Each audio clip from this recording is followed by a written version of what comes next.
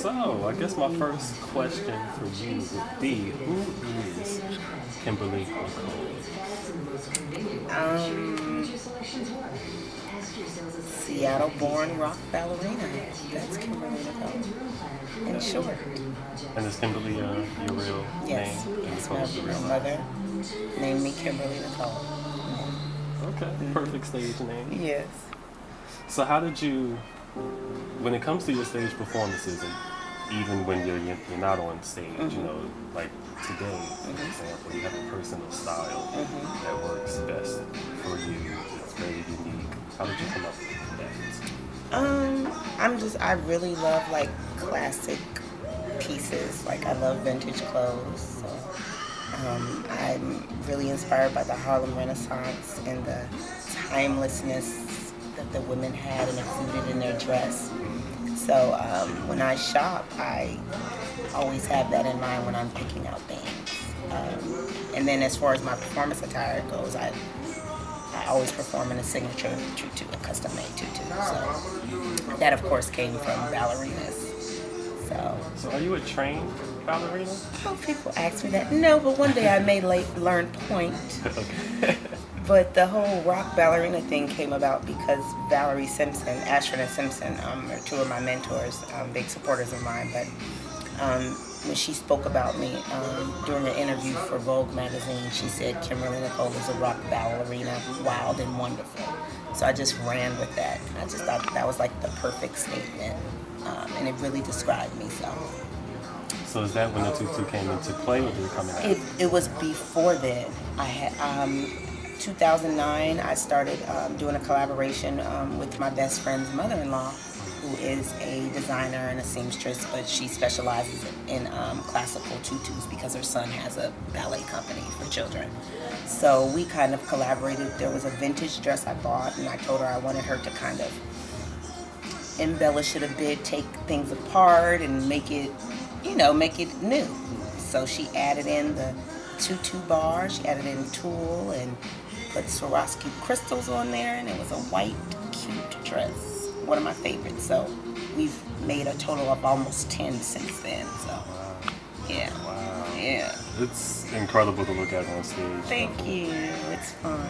Now, would you say artists like, considering, how big your style is and how, it's really interwoven with your music and stage performance, are there other artists that you look up to, such as Lady Gaga, who's hugely known for her style? Yeah, definitely. I think I really appreciate artists that, as a creative person, there's always things you think about when you're in a zone. Whether it's me putting on a tutu, it makes me feel some kind of way. I feel like I have a performance attire. So I think me personally, as an artist, my mother always taught me, Kim, you have to look the part and you have to sing the part. So get up there looking good and give a show and sing your heart out. So that's how my mother taught me. She's a baby boomer. She's all about the Motown era. So I definitely appreciate artists that take time and think about what they're wearing as well. That's not the most important, but to be physically and appealing on stage is a good thing as well. It doesn't hurt. It does not. And so you reside here in Harlem now, but you're originally from Seattle, Washington. So how was it growing up there? I enjoyed my childhood in Seattle. My parents are from the South, so they moved to the Seattle in the 70s and married in the 80s and had me and my sister during that time. But I think I always had a balance. Like my parents were brought up in the Southern Baptist Church, so they raised me and my sister in the church and with gospel and R&B and soul music. But Seattle is definitely a city that gave birth to the grunge rock movement, so that also influenced me. So it was fun growing up. I have friends that are dear to me to this day that I grew up with in Seattle. So I appreciate my childhood in Seattle. That's cool. Yeah. Now, grunge and gospel are not two G's that necessarily go together. Why not? I think they do. I actually think But they do. work for you.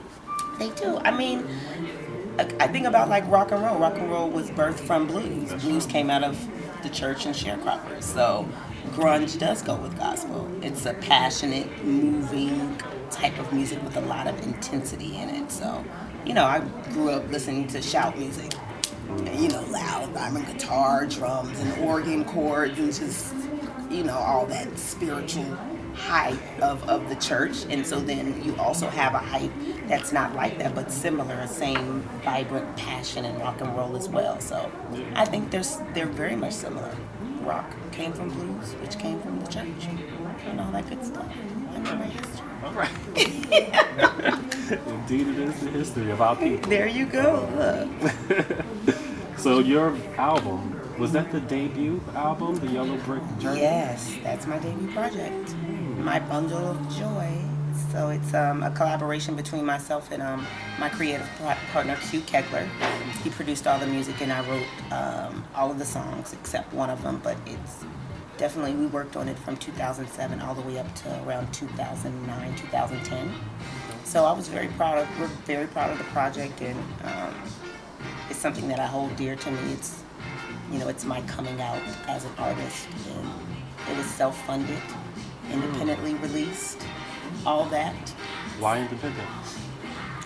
I mean, at the time I felt like I didn't want to sit around and wait and shop for someone to pick something up that I believed in. So I had saved the money and I had the means, and with the internet and social networking and disc makers, you have the tools you need to get your music out to people. So I didn't feel I really needed the machine behind me to put out something I believed in. Yeah, and even without the machine, you've been able to do very well so far. A lot of attention, like you mentioned, Vogue magazines has done a feature on you. Yes. And also, you've had a number of celebrity endorsements, to say the least. Yes. Andre Leon Talley, Quincy Jones, Maya Angelou, and of course Ashford and Simpson, as you mentioned. How does that feel, like, to be in that position? I mean, I think it's it's humbling. It's like these people are like the best at what they do. They're one of the best, like from Andre and Maya and Ashford and Simpson being like the greatest writers in the last 30 years, and Quincy Jones just being such an evolutionary in music. So I mean, for them to believe in me and see something great, it speaks volumes to my passion and what I feel I have to offer people. So I'm just honored that they even believe in me a tiny bit to even provide assistance or guidance when I need it. So I'm just really grateful to God about that. And was it something that, like, basically, did they come to you, or did you happen to run into them somewhere? No, I met all of them at Ashford and Simpson's Sugar Bar. Oh, cool. So when I first moved here, I started going to the different open mics, to the Village Underground and then to the Sugar Bar. One of my friends, Chas Shepard, when I first moved here, he was like, "You should go to the Sugar Bar." And I was like, "What is the Sugar Bar?" He said, "Ashford and Simpson have a restaurant." I said, "Ashford and Simpson." So I went there and I would perform all the time, and I saw them, like, they would pay attention to me. They would tell me, "Kimberly, you're great." And I remember Valerie buying my CD, and she was like, "You're really a good songwriter, and I love your CD." So, they always have their friends visit the Sugar Bar here and there, and they sometimes are able to capture the artists that perform, and those particular ones captured me one day. So, wow. Yeah. It sounds like divine intervention. Hey, I mean, look at that. Divine. So I love Ashford and Simpson. They mean a great deal to me.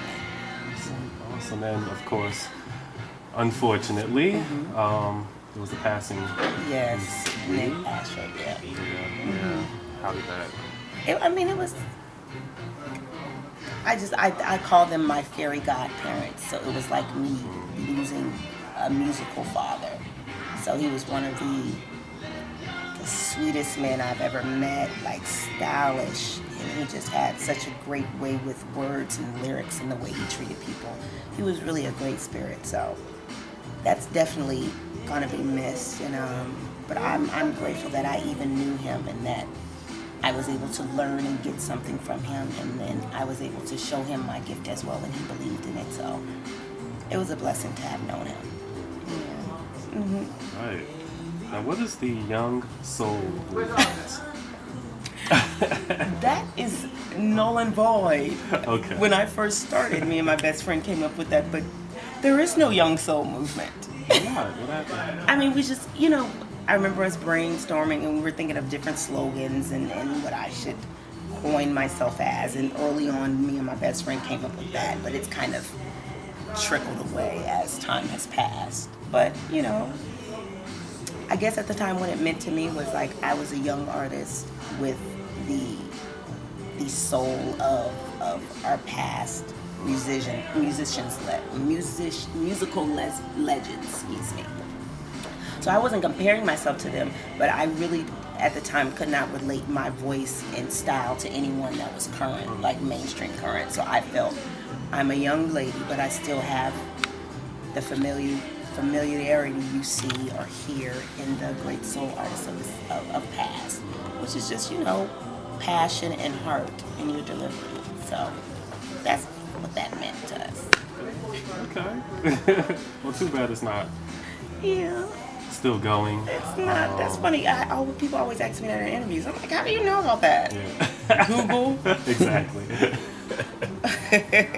Indeed.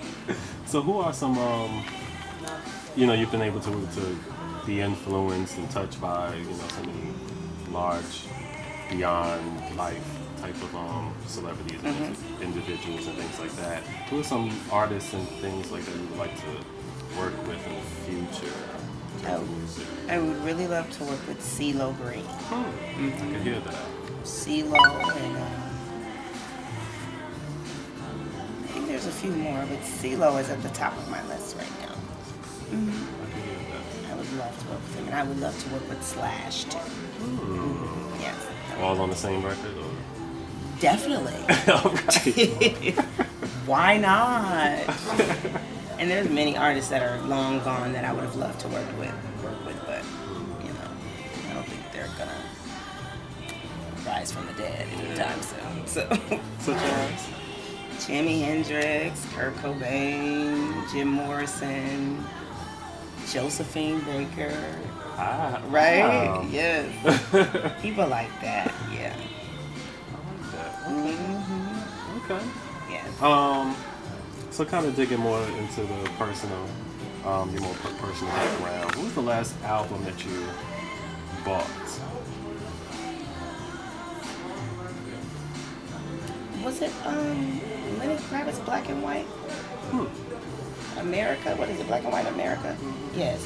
I think it was Lenny's. Okay. No, it was Young the Giant. I just bought their album too, and Lenny Kravitz's album. Yes. Okay. And Lenny is obvious. Why Young the Giant?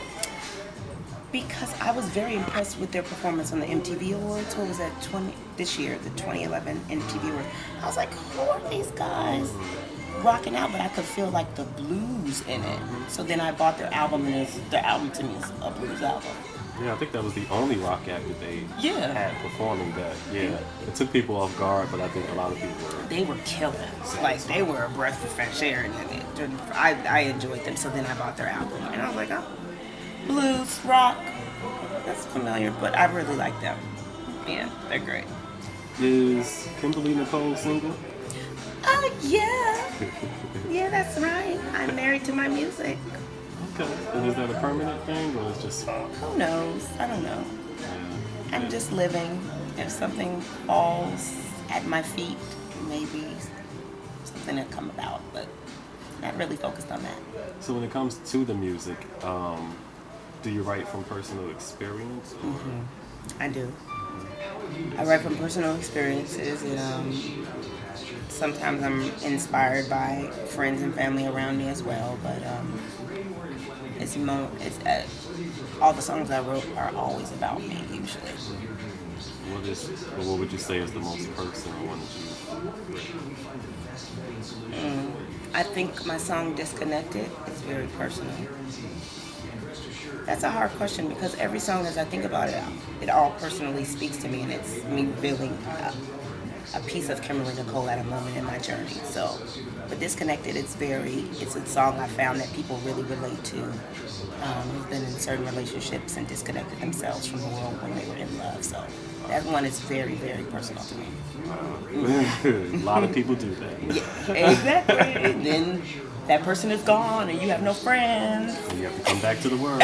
There you go. So that's what Disconnected is about. So yeah, that